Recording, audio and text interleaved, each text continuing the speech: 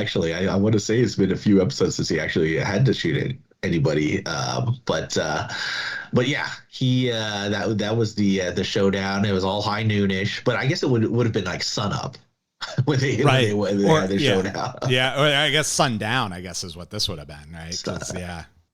Cause Well, this have was they at the been? end of a day, I think. Right.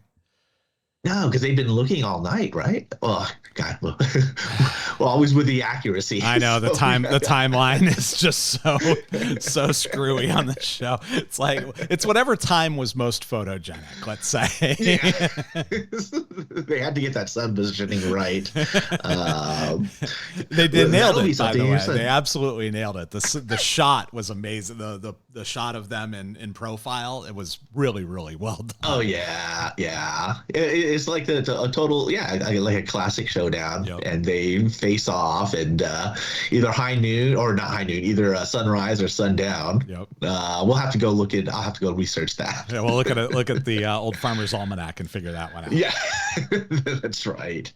And then I just had a note here. Actually, there's I have final tallies for the series, at least for Boyd and for Raylan, Oh, wow. and that was courtesy of this article from Uprocks.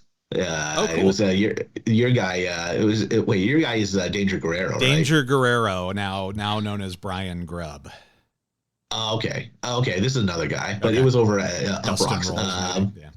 It was Josh Kerb. Oh, okay. I don't know who that guy is.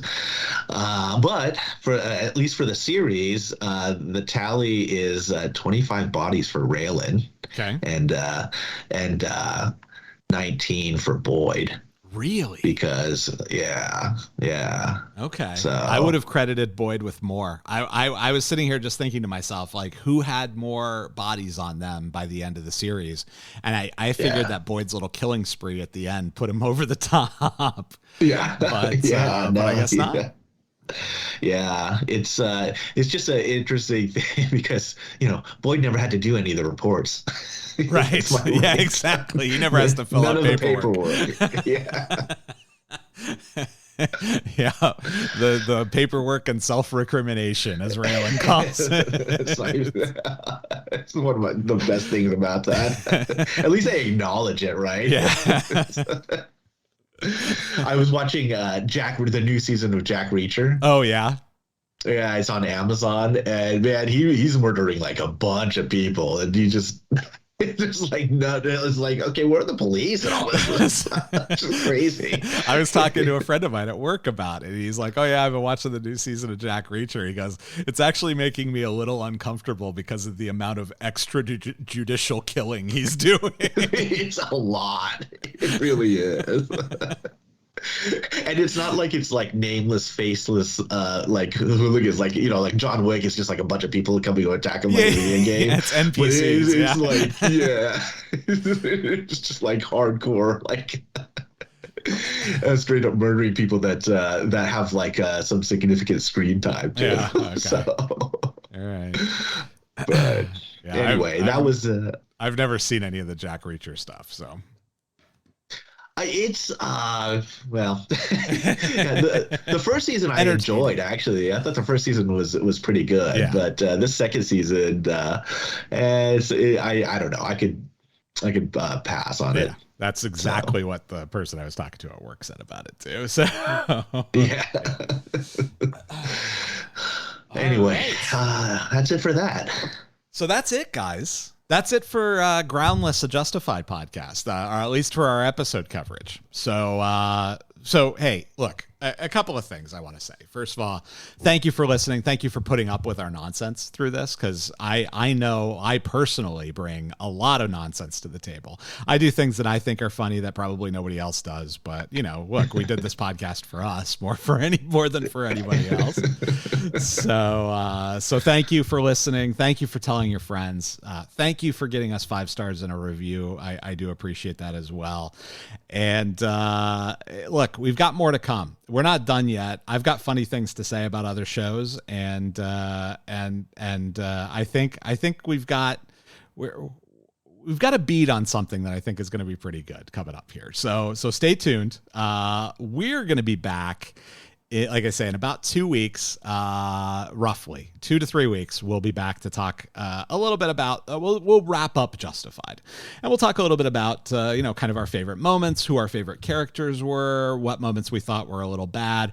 We'll talk about how bad season 5 was in comparison to the other 5 seasons, and yeah, we'll talk a little bit about what we're gonna do next. And so tune in here this same spot in 2-3 weeks from now. You'll see the episode. Just hit the subscribe button and you'll get it when it comes out, and you'll hear what's going to happen next for us.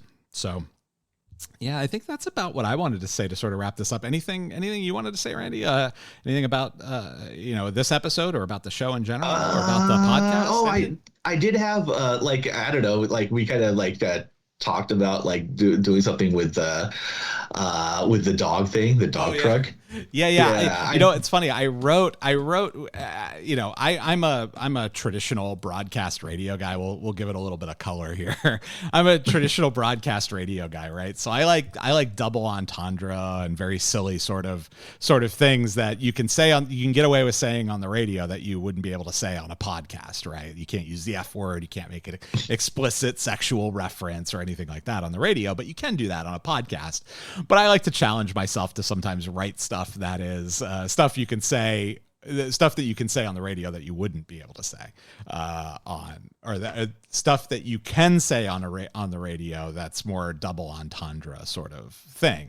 And boy, oh boy, the Down on All Fours dog grooming, or Down on All Fours mobile pet grooming service that Win Duffy has on the side of his truck, the Experts in Doggy Style, just left me with, I felt like there were so many opportunities to write something. So I sent Randy a couple of things that I had written. I haven't gotten any of this down yet. I might still do it before we get to our wrap up episode here, because I think there are some nuggets here. But I sent it to Randy and I said, hey, do you have anything for this? And yeah, what do you got? I just had a couple of the dog puns, just dog puns, like transitions, I guess we're gonna have to pause for this segment. That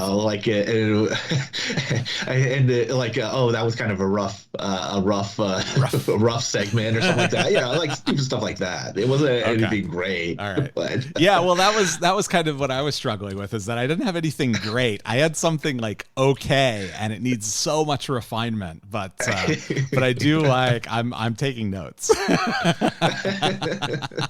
All right, maybe we'll have inspiration between now and the next time we record. Yeah, exactly. A little bit of production work for me to do here. I don't have a ton of prep work to do, so I'll maybe be able to squeeze that in. So I do like that dog grooming thing did come back, and they show Win in this episode. Yeah, they show Win getting the hypothetical or whatever, how Ava was able to get out of Harlan County. Exactly. Yeah. We got flashbacks with Limehouse and Ellen May and Win. Yeah. And, ultimately, I mean, the mythology of the show, I think the well-accepted opinion is that Win got the other $9 million to get Ava out of town. And he used the dog grooming van because he knew that if it were a used dog grooming van, the dogs that were looking for Ava were going to be distracted by the smell of other dogs in the dog grooming van. So it's a really smart sort of way to smuggle a person out of town. Yeah. So, yeah. So you can imagine what we possibly have for Down on All Fours Down on All Fours mobile groomers. It's we've got some stuff. We'll see if we can put something together that might be funny. Little 30-second radio ad is what I'm thinking of. But all right. Anything else?